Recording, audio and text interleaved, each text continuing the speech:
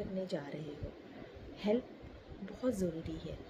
Help करने जा रहे हो, आपके मन में हेल्प की भावना होनी चाहिए अगर आप एक हॉस्पिटल ओपन कर रहे हो। दूसरी चीज़ केयर, केयर की भावना बहुत ज़्यादा रोल इम्पोर्टेंट करती है। हर एक हॉस्पिटल के एम्प्लॉय के अंदर केयर की भावना होनी चाहिए, सबसे पहले आपके अंदर होनी चाहिए अगर आप अपना हॉस्पिटल डाल रहे हो। ओके।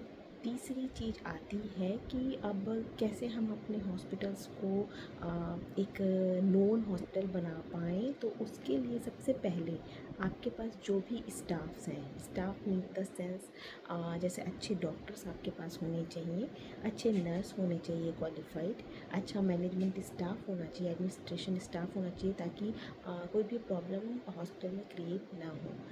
अगर क्रिएट हो भी तो वो सॉल्व कर सकें, ऐसे स्टाफ्स होने चाहिए। ओके।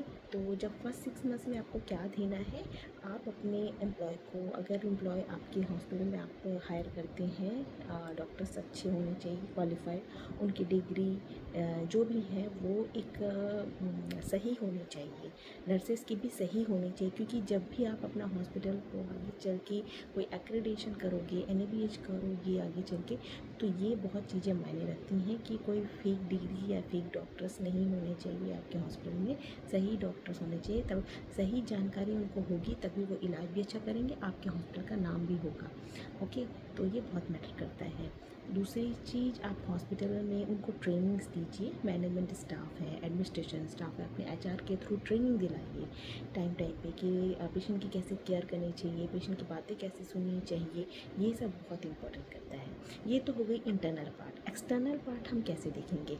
एक्सटर्नल पार्ट आप देखेंगे अगर आप छोटे टाउनशिप में या बड़े स्केल पे भी खोलते हैं, तो सबसे पहले आजकल तो ऑनलाइन मार्केटिंग बहुत ट्रेंड में है। डिजिटल मार्केटिंग के थ्रू लोग अपने हॉस्पिटल को ग्रोथ कराते हैं, आगे बढ़ाते हैं, और उसको मतलब लोग जाने इस तरह से। लेकिन जो ट्रेडिशनल मार्केटिंग है वो हमेशा कम आती है।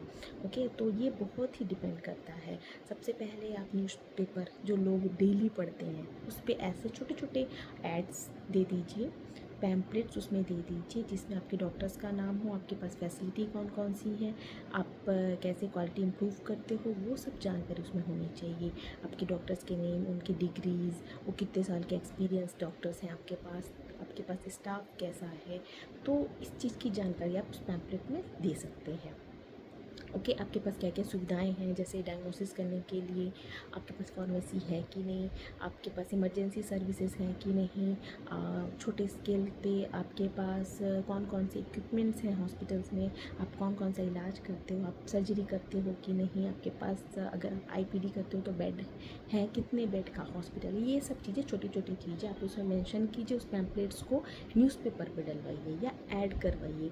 इससे क्या होगा कि लोगों के घर तक पहुँचेंगी चीज़ें, लोगों को पता चलेगा। दूसरी चीज़, लोग देखते हैं कि उनके कितने नियर है हॉस्पिटल। आप नियर के एरियाज़ में, जैसे अपार्टमेंट्स हो गए, छोटे छोटे सोसाइटीज़ हो गए, उनमें ये पैम्पलेट्स कराइए, होर्डिंग लगा दीजिए। एक नॉर्मल कहीं भी कॉमन बहुत बड़ा मार्केट है या कॉमन ऐसा एरिया जहाँ पे लोग गैदरिंग करते हैं, लोग आते जाते हैं, तो वहाँ पे होर्डिंग लगा दीजिए अपने, ताकि लोग आते जाते जब भी वहाँ पे कुछ आए अपना मार्केटिंग करें तो उस होर्डिंग को भी देख लें और पढ़ लें कि हाँ हाँ ये हॉस्पिटल हमारे नियर है, हॉस्पिटल खुल चुका है, यहाँ ये फैसिलिटीज़ है, हम जा सकते हैं। शुरू में आप कुछ फ्री कैंप्स कराइए, सोसाइटीज़ में, अपार्टमेंट्स में, स्कूल्स में, कॉलेजेस में सेमिनार्स कराइए, छोटे छोटे अपने जो डॉक्टर्स हैं उनसे छोटे छोटे सेमिनार्स कराइए, फ्री कैंप्स कराइए। फ्री कैंप्स में आप वेट ले सकते हैं, हाइट ले सकते हैं, BP ले सकते हैं। अगर आपके पास थोड़ा सा भी ज़्यादा है आपका बजट तो आप ग्लूकोज टेस्ट भी कर सकते हैं। तो इस तरह से लोगों को आपको पहले अपनी तरफ आपको शो करना पड़ेगा कि आप है आपके पास फैसिलिटीज़, तभी लोग आएंगे आपके पास। दूसरी चीज़, आप होर्डिंग तो हो गया, तीसरी चीज़ कैंप भी हो गया। आप इस तरह से आप जैसे अपना कोई भी सेमिनार कराइए छोटे छोटे टॉपिक पे, हेल्थ चेकअप कैंप्स करके, हेल्थ कैंप करके या हेल्थ टॉक करके, है ना। ऑनलाइन आप अपने डॉक्टरों से एक छोटा सा एक वीडियो बनाइए, उसको स्प्रेड कीजिए। ओके। उसके बाद ये तो हो गया, ये तो डिजिटल में आ जाएगा, बट आप माउथ टू माउथ कर सकते हैं। जैसे कोई पेशेंट आपके पास आता है तो आप उसकी केयर अच्छी तरीके से करो, अगर वो बाहर जाएगा तो लोगों को वो बताएगा, और माउथ टू माउथ मार्केटिंग होगी आपकी, ठीक है।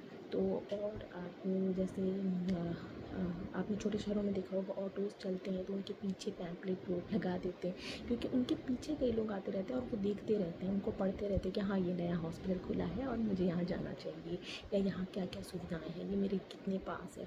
तो इस तरह से आप उस होर्डिंग्स को, छोटे छोटे पैम्पलेट्स को गैदरिंग वाले एरिया में भी लगा सकते हो। छोटे छोटे एरिया में आपको परमिशंस लेनी पड़ेगी उस एरिया में जो भी हेड है, तो और वहाँ पे चिपका सकते हो आप, इस तरह से आप कर सकते हो। और कैसे कर सकते हो आप, 6 मंथ्स में आपको डॉक्टर के आपका जो वेबसाइट पेज आप बनाओगे, आपको आजकल वेबसाइट बनाना बहुत ज़रूरी है। वेबसाइट पर पेज आपका एकदम क्लियर होना चाहिए, वहाँ पे डॉक्टर्स मेंशन सही से होनी चाहिए, नर्सेस मेंशन सही से होनी चाहिए, आपके पास क्या फैसिलिटी है वो मेंशन होनी चाहिए सही तरीके से। तो ये दूसरा पार्ट हो गया आपका, कि आपका डिजिटल तरीके से भी आपकी वेबसाइट प्रॉपर कंप्लीट होनी चाहिए, ओके। और आप गूगल एड्स कर सकते हो, अपने वेबसाइट को अपडेट कर सकते हो इस तरह से। और आपका फ्रेंडली यूज़र होना चाहिए। अच्छा, लोकल लैंग्वेज भी बहुत ज़रूरी है। लोकल लैंग्वेज कैसे, जैसे आप महाराष्ट्र में बोल रहे हो तो मराठी, हाँ मराठी आप ऐड ज़्यादा करवाइए ताकि लोग समझ सके।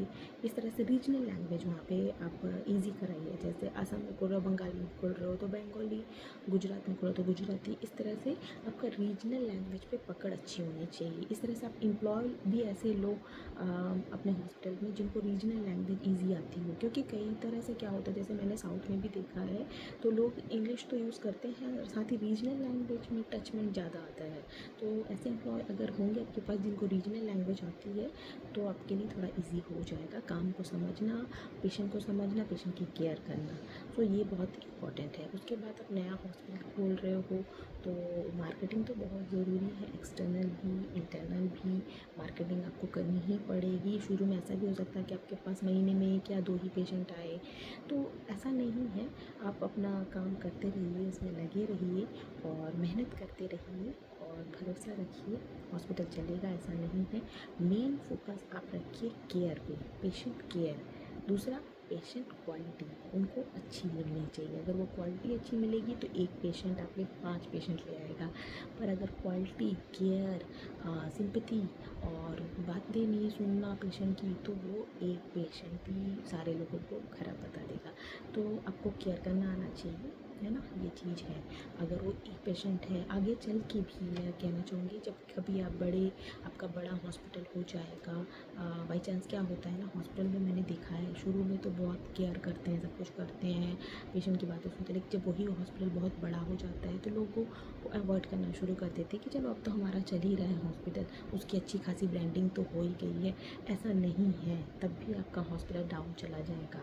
तो आप इस बात का हमेशा ध्यान रखो, अपनी क्वालिटी को हमेशा इम्प्रूव करते रहो। इन्फेक्शन को, अपना इन्फेक्शन कंट्रोल होना चाहिए दिन प्रतिदिन, मतलब डे बाई डेज़ आपकी केयरिंग अच्छी होनी चाहिए। तो ये सब चीज़ें हमेशा ज़रूरी हैं, तो ये इस बात का ध्यान रखिए। सो होप आपको मेरा ये वीडियो पसंद आया होगा। Thank you so much, bye bye, good day.